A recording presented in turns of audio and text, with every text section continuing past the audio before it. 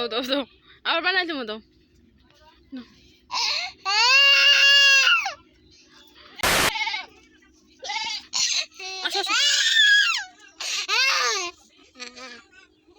তোমাদের মনে একটা প্রশ্ন, রাইসাতুল কান্না করলো কেন?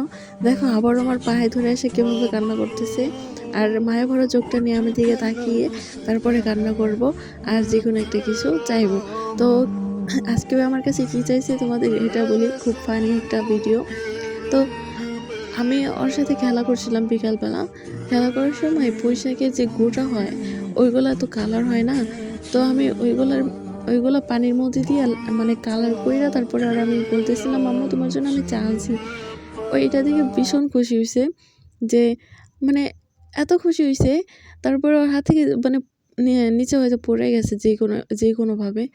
এরপর আমার বলতেছে আবারও বানাই দিতে, তো আমি নিষেধ করছিলাম, এই জন্য মাটিতে বসে তারপরে কান্না করছে। দেখছো কীভাবে কান্না করছে। তারপরে কান্না করার পরে আমি বলছি আচ্ছা তোমার আমি বানাই দিব। দেওয়ার দেরি হয়েছে, এজন্য আমার পায়ে আবার এসে ধরছে। পায়ে ধরে তারপরে মায়া ভরা চোখটা নিয়ে আমার দিকে তাকায় তারপরে কান্না করছে। দেখছো এমনভাবে চাইলে বলো কোনো কিছু না দিয়ে পারা যায়, আর আমি তো মা, আমার তো আর বেশি মায়া লাগে, তাই না? তো মানে ছোট ছোট চাওয়া আর ছোট ছোট ওর খুশিগুলা মানে খুব আনন্দ লাগে।